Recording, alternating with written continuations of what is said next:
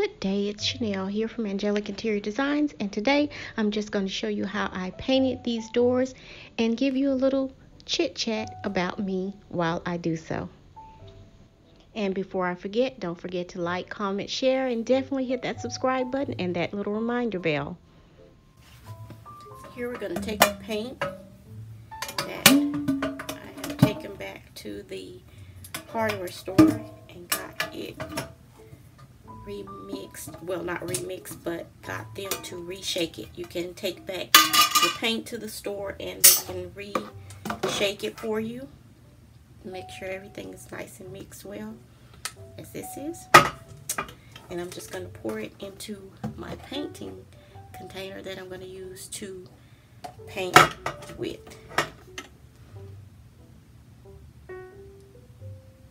This is very thick because it is a Behr premium paint, and it is a indoor paint, and it is used for painting trim. And I'm going to use my Worcester paintbrush, not chip brush, but a paintbrush to paint the trim and the door with. And it's good to have a really good brush for something like this, a job like this, because you want a nice smooth finish.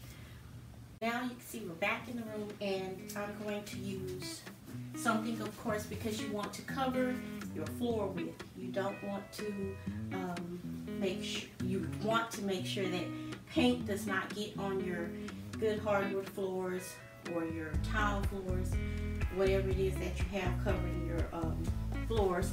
And I'm just using this mat here, and the paint can't soak through it, and I'm just going to place it down on the floor. And it's right in front of the closet doors. And again, as you can see down here, the closet doors where they meet the floor. And you want to make sure that surface is covered, because you don't want to rake your floors. Doing all this hard work, making everything look nice and neat and fresh. Just be protective and precautious of taking care of your floors and under the door. And you can also use your painter's tape and some extra paper if you're going to be painting your trim. And I have already started here. And you want to tape off the areas around your floor and use something to protect that as well. So it's very easy doing this. It just wraps around. You don't want to fold it on top of the door. You just want to wrap it around the knob.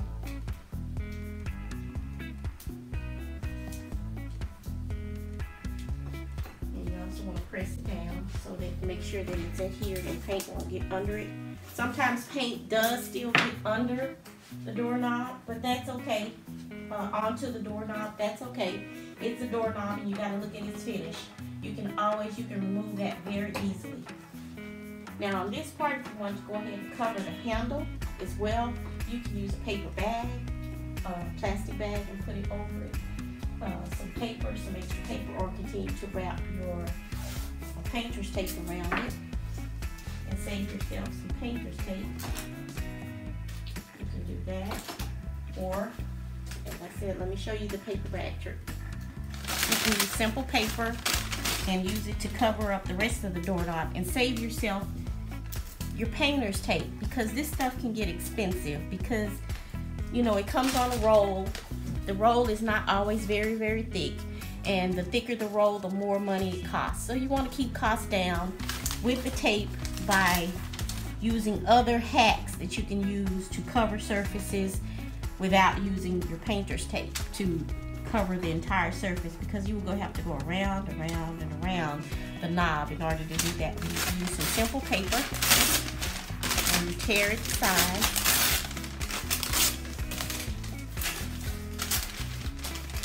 You're just going to wrap the paper. It doesn't have to be all pretty, anything like that. You're just going to wrap it around the doorknob, covering the entire doorknob.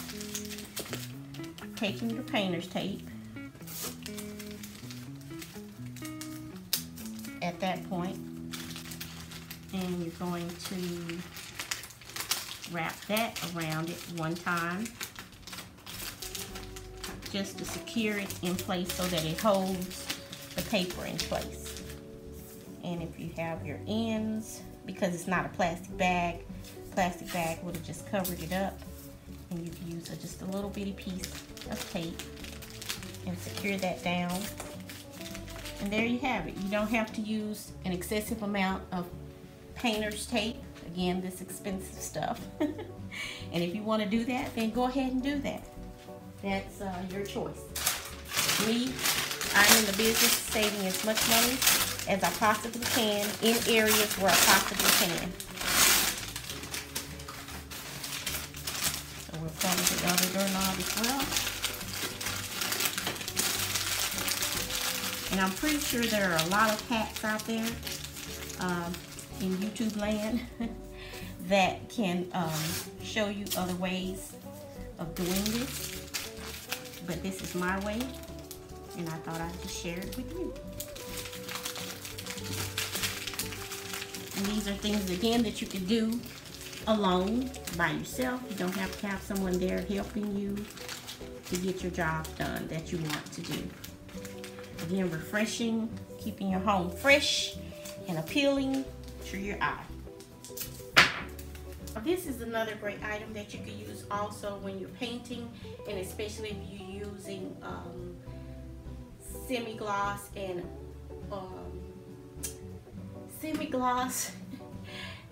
high gloss paint. And when you use it, they're normally very, very thick. And if you want to water them down, sometimes you can use water, or you can use a product like this, which is called Floetrol. And what it does, you put it in the paint and it thins out the paint. It doesn't take away from the adherence of the paint or the quality of the paint. It just thins it out like water does, because normally semi-gloss and high gloss paints are water based. So if you can use, some people do use water to thin it out, or you can use a product like this, which is Floetrol. And I do use this product on occasion. Again, it's fumy, so I try not to use things that are too fumy, because of course you're breathing in those fumes. It's not that bad with the fumes, but it does have a little odor to it, so you can use this as well. And you can buy this at any of your local hardware stores. So this again is just something you can use and add to your collection. It's not a collection, but your products that you use, your products that you use to paint with. Yeah, I have thinned down my paint because I don't want it too thick, because it does make it a little harder to work with when applying it to your surface. And due to the fact that I'm not removing the doors from their vertical state and laying them down horizontally, which is what I could do and which you probably should do. I'm not going to do that. I have been painting for a while, and I know how to apply the paint to get the effect that I want on the object without removing it. And you'll simply just start painting wherever you want. Normally you want to go from top to bottom, and you don't want to put too much paint on it, surface like your doors, if you're not going to spray them, because you definitely don't want run marks, which is those drip marks in your paint when you're painting your surfaces, because you want it to look as professional as possible, again for resale value, and again just for your eye appeal value in your home. You want your surfaces to look nice and smoothly painted, the work that you're going to do. So again, I just start from the top. I'm going to get my door stopper part up there, and I am going to open the doors and paint the interior as well. And I don't have to paint it right now because you really don't see it. That doesn't get as much wear and tear like the outside portion of your doors, but it does get wear and tear. And with a good brush, that's the difference between a cheap brush and a really good brush, is the coverage of your paint and your finish. It definitely, I can't say that enough, it makes a difference on the type of brush you use. The cheaper the brush, your finish will not look as good. It will not look finished, it will not look smooth, and it will not have that polished look that it should have. And again, resale value of your home and just for your eye appeal, invest in a really good brush. It doesn't have to be this particular brand that I named before. They have other brushes, other brands that are just as good. This is just a brand that I use on occasion, and I do use other brands as well. But I try to get the good quality or the best quality in a brush when I'm doing finished work like this. Because again, it does make a difference. Also, it does make a difference with your paint that you're using. Now, I'm not going to throw out any brands there about the particular brands, but it does make a difference with the paint that you use as well. Your finished work, you want it to look just like what the word says, finished and fine. So let's just keep on painting. But you see the difference. This is the original color that the doors were in when I first purchased the home. And they have been this color for over 13, 14 years. Touched up a bit, always washing them down. And that's a good thing also about semi-gloss and high gloss paints, just like satin, you can wipe them down. And with these, they dry a little bit harder and a little bit smoother and easier to wipe down. So you also want to go in during your weekly cleaning, if you can, or monthly cleaning at least, and use a cleaner, just some water. You can use some dish soap, some vinegar and water, and wipe down your doors, around the door handles, and especially if you have these recessed doors with these insets, you definitely want to clean those as well, because dust will settle in those areas. And this could just create that mood to you where you're looking at it and you're going, oh, I'm just tired of this room. I just don't want to look at this house anymore. I want something new.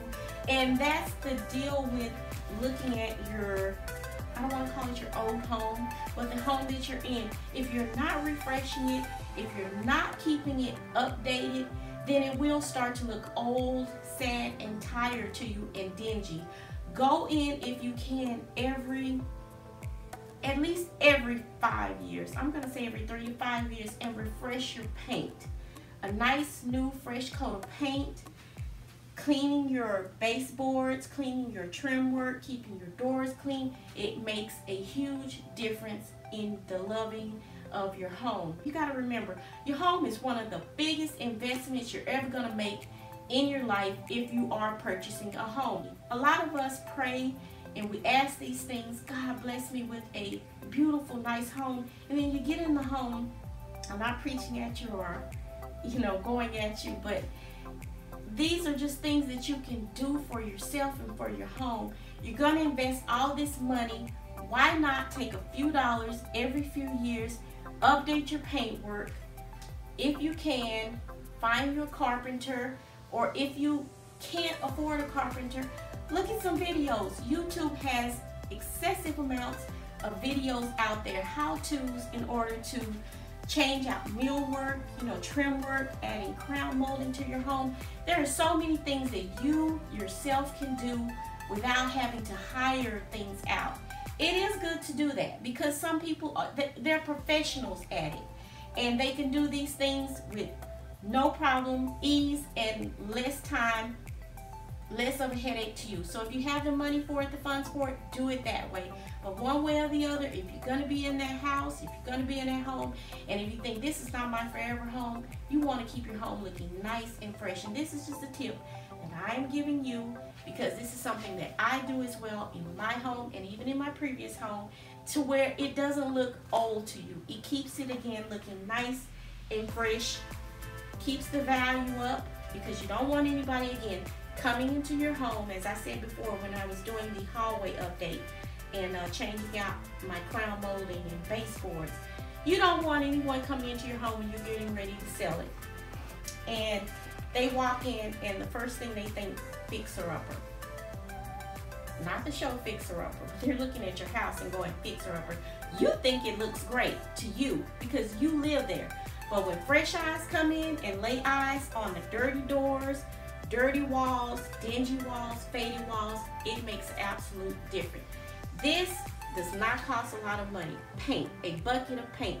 You can pay less than $25 for a bucket of paint. It goes a long way, and paint your walls. Even if you do one room at a time, one space at a time, do it. It makes all the difference. Okay, that's enough for me going off on you. That's what you think. I'm not going off on you. But this is, again, another great way that you can keep it looking nice and fresh for you. Sorry, the phone is going. Now, here's another thing, ladies and gentlemen. If you are vertically challenged, as I am, I'm not that tall, so I'm not going to reach all the way up there to the top of the door without over extending myself to reach up there. So it's best if you use a nice step ladder to get you to your destination at the top. And this is another great tool that you should, that's the word I should be using. I'm using arsenal now. This is another great tool that you can have and you should have in your home to help you get to those vertical places that you normally can't just by standing there. And again, if you're vertically challenged or if you're just short in stature. I'm going to use nice strokes, soft strokes, not applying too much paint when you're painting the door by hand if you're not spraying it. You want to do thin coats, not thick, excessively thick. I need to pull my hair back because it's looking a little out there. I'm sorry. But you want to use thin coats of paint when painting something like this, like a door. You don't want to use excessively thick coats, my opinion anyway, especially if you're hand painting it and you are not a professional painter. That way you can clean up your mistakes a little bit quicker and better. Getting in all those small grooves without clumping up the paint, because when you get inside all these little grooves here where all the molding is recessed, you want to use thinner or thinned out paint because you don't want the paint to clump up inside those cracks. It doesn't look really nice if you do that. So that's another tip that you can use. And I'm just winging it, you guys, telling you these things. I didn't create a script or anything like that. I'm just giving you all these simple tips for those young women out there or young men that want to paint. You have a desire to paint on your own. You don't want to have to call in somebody and have to pay them to do it. You can do this yourself. You really can. And just some people aren't interested in painting at all, then yeah, you go ahead and you get somebody to come and do it for you. Because if it's really not in you to do it, it won't come out well. But if it is in you to do it and you definitely want to try, you can also go to the store, like a Habitat or somewhere like that, and buy a small door, a used door somewhere, and just buy you a sample size bottle of paint, and you can use that and test it out.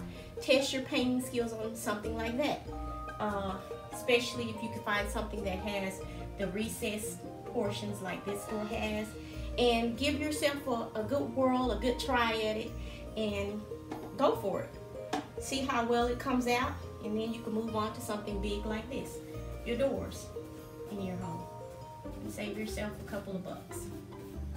And again, if you're just big bucks and you want to, even if you just have just the amount of money you want to pay somebody to do it, then you pay somebody to do it. I myself am a do-it-yourselfer when I can, when I have the time. That's exactly what I'm going to do. I'm going to do it myself. And it just teaches me a lot when I am going into somebody else's home and I am inspecting the work of one of the workers that may have come in and done the work. I know what to look for. I know what to look for when I'm going out to purchase paint, or choosing paint for someone. These are just good tools to have when you are a decorator or a designer, to have for your own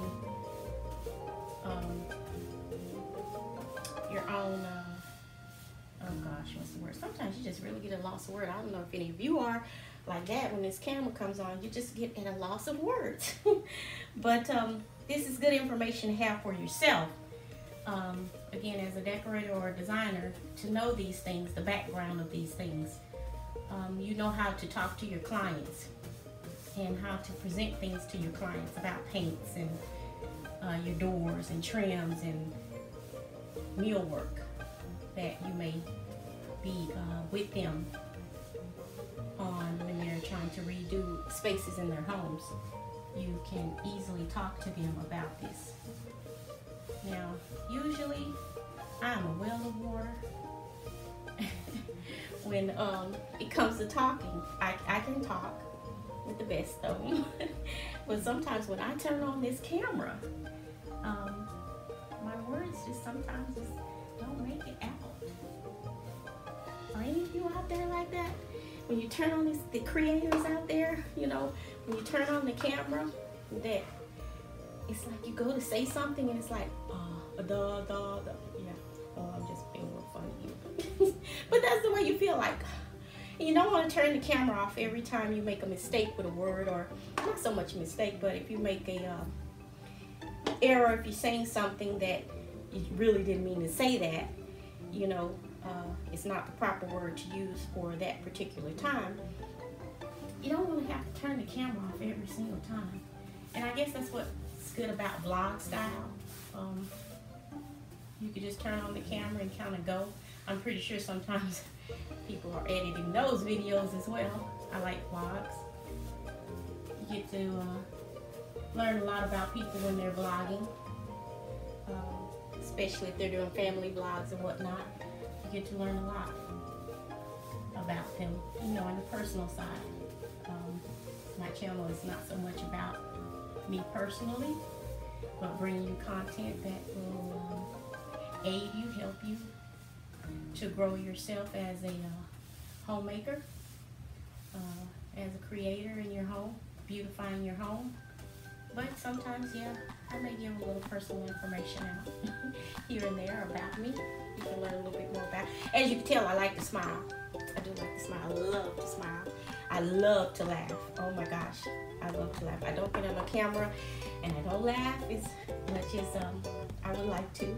I try not to laugh, you know, because I have a funny laugh. And I've been told by family members and friends that one of my friends used to tell me all the time, she says, you sound like the Flintstones, if y'all remember that, the Flintstones. You know, the people, they used to live in the rock village and rock houses, everything was rock. They live in bedrock, drove a rock car or tree, car made out of trees. But anywho, they, I think it was it Betty or Wilma? I think it was Wilma, but she had this laugh, you know, if you remember that, and you could look it up on YouTube, I'm pretty sure, the Flintstones, and check out her laugh, you know, sort of like that. Well, I kind of laugh like that when I really get my chuckle on. So I try not to laugh on camera too much because I like to giggle. Yes, I do. I love to giggle. I love to laugh. Laugh. And when I get my laugh on, if it's a good one, honey, I'm gonna laugh until I cry. Just like I posted on my Instagram. Oh, and by the way, that's Angelic Interior Designs. Yeah, a little shameless plug in there. Oh, see, there I go. Angelic Interior Designs over at Instagram. But you can probably see a little bit more of, you'll see a little bit more of my personal side, me, my personality wise, not completely. But you'll see more of that over at Lifestyle and Inspiration with Chanel, that channel. And it's not so much about decor over there. It's about just what it says, lifestyle and being inspired, being motivated, be moved to do things for yourself and for others. Faith, a faith walk, as I am all about my faith. I put my trust, my belief in. So we'll continue to paint the doors, and I'm just rambling and talking as you're watching. And I hope you enjoy the video and what I'm bringing here. But I'm going to turn the camera off here, and I'll come back and I'll show you the finished product of the entire door.